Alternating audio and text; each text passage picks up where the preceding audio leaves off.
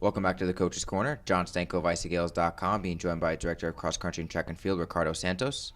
Coach, you guys are preparing for the NCAA Regionals that are being held this Friday at Buffalo. So how's preparation going with the big championship race this upcoming weekend? Yeah, it's going fairly well. We're getting everything together now. We have a couple days left, and we're rounding out into being in a good spot with the guys and the girls teams. So, this point of the year, every team's got a little bit of hiccups here and there, or a little bit of, some of their student athletes a little bit banged up, and so we got to fight through it, and get out there on Friday and run as best as we can. What does the layout of the course being held at the Audubon Golf Course in Buffalo, New York, give in terms of challenges or potential exciting moments? I don't think the course itself gives a lot of challenges. It's a pretty flat golf course. That's why it's called the Audubon. I don't think there's a hill on there, but the elements are definitely going to be what's going to be a challenging part of the course. I know they got a lot of rain last week. The course doesn't drain very well, so it can pool in places, so it'll be a bit puddly. There'll be a few swimming pools out there.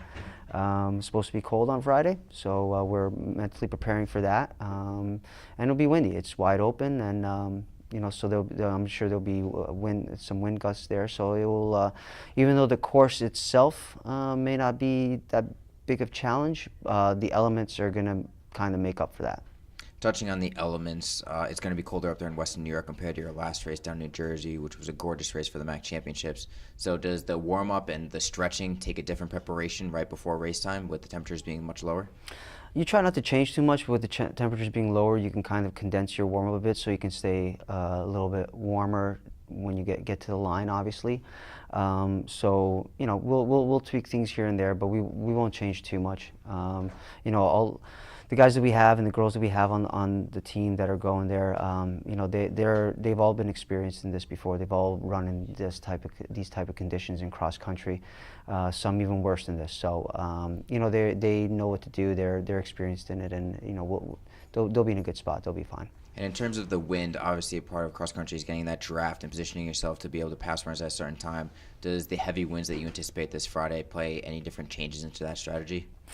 Yeah, I mean, you want to make sure that you're not leading a pack or trying to make a move when you're going into one of those windy sections with the headwind. Try to do that, when the wind's at your back, and really make sure that you're tucking into a group when you're going into a headwind. Sometimes it's difficult to do that. Sometimes you get on a roll and you're trying to make a move, and you turn a corner and you get into the wind, and you got to keep on powering through.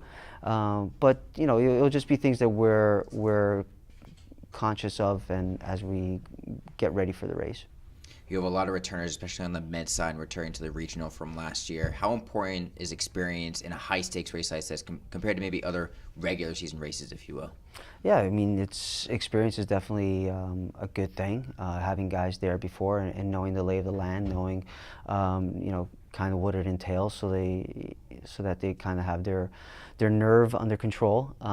But we have a lot of younger guys and girls too that have been in high pressure situations, been in championship races before, as juniors and in high school. I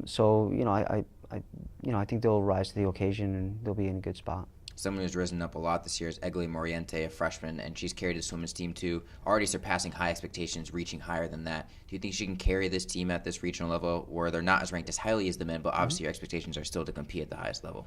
Yeah, anything can happen at the regionals. Anything can happen on the day of the race, and I think she can be someone that can really lead the team, put us in a good spot, and see if we can get a few higher places than what our ranking is.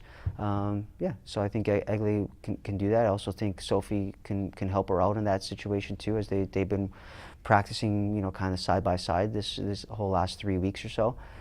So I think that the two of them will be able to do that, and we have some seniors and juniors on the team that will back them up and do a really good job with that. I know that they'll do a good job with that, and so it'll be a whole team effort. Well, Director Santos, appreciate the time and best luck this Friday at the NCAA Regionals. Thanks, appreciate it.